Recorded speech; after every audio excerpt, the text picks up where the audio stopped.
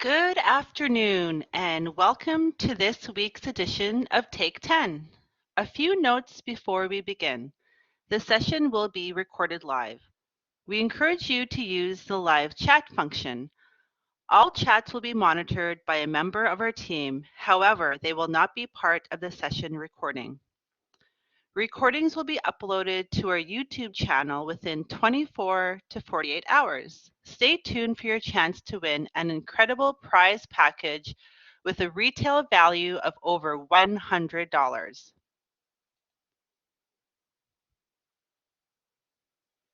Okay, so this week's Take 10 topic is finishing the school year strong.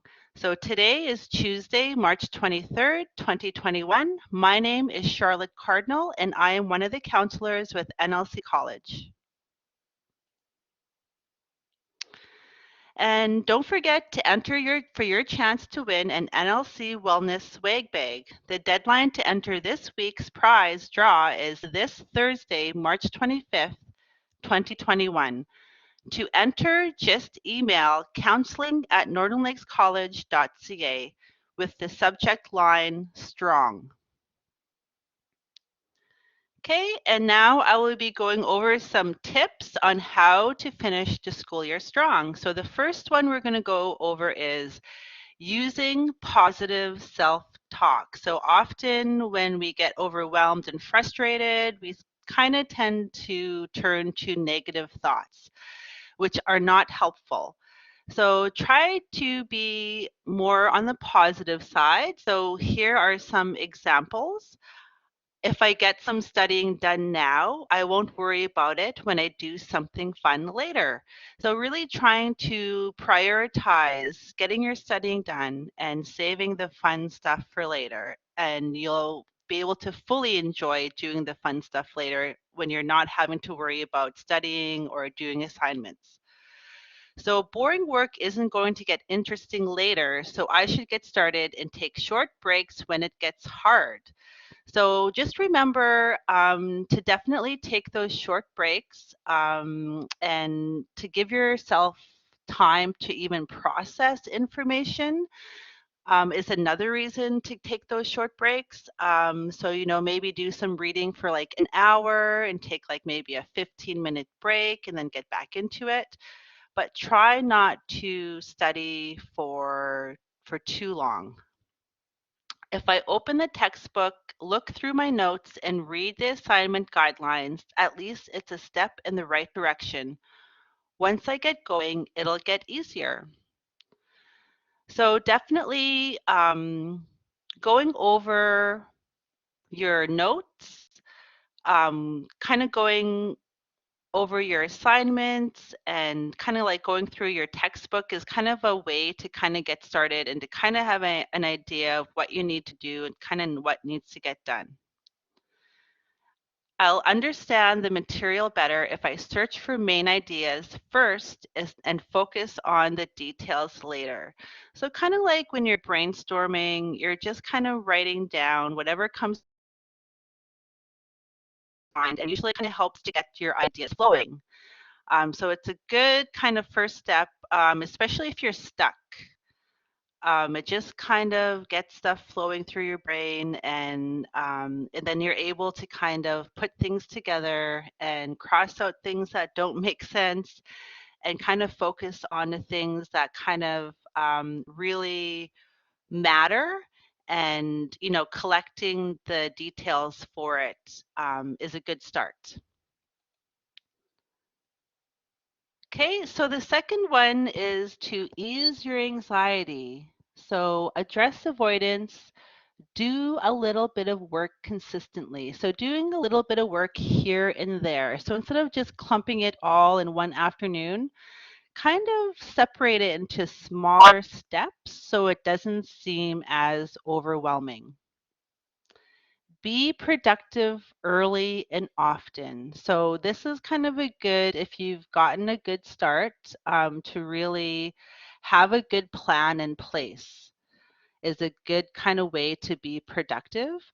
And, go back and check on your plan. Kind of like when you're goal setting, you want to set some goals, when you're going to do what assignments, what day and time.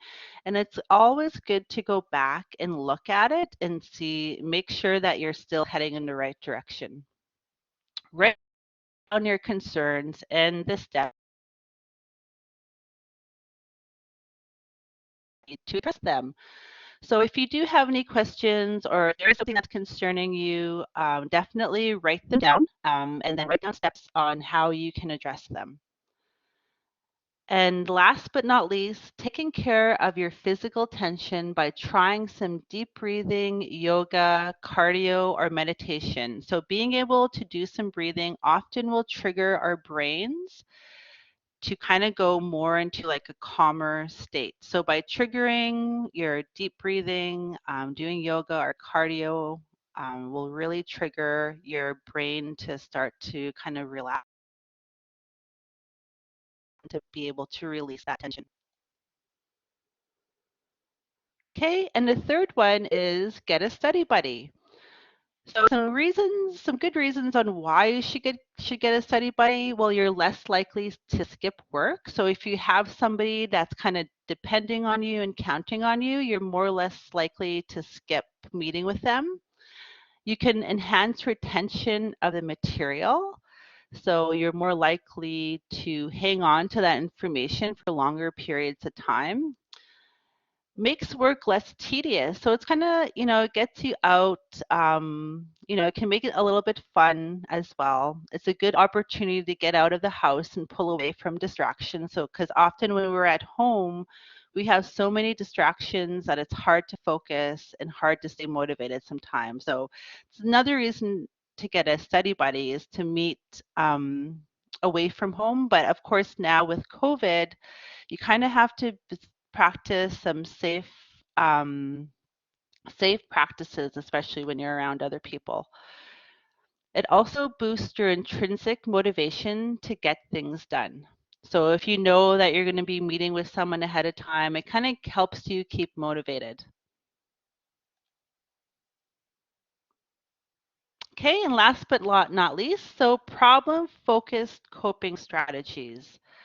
So look at your course outlines and figure out what needs to get done and how long it will take. So, and I think I mentioned this before, but really write down a plan of action.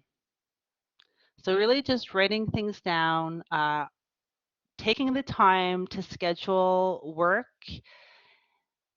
and put it in your phone or your other electronic calendar or another electronic device. So set an email or a pop-up reminder to kind of remind you to get some of those activities done.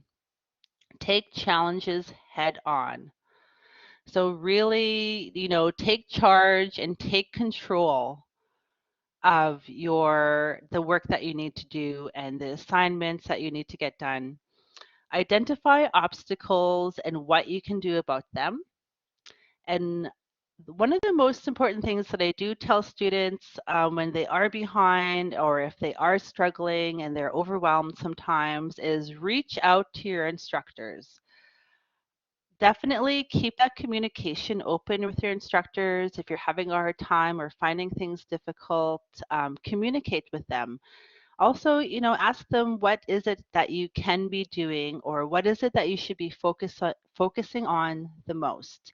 They could be a real benefit to you, and they actually really like it when you do reach out to them.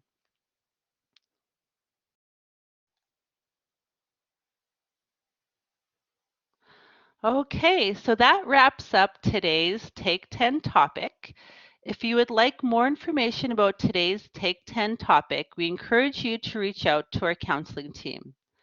So you are not alone. We are here to help. Please stay on the line if you have any questions or if you would like to chat later. Thank you for attending. I will now stop.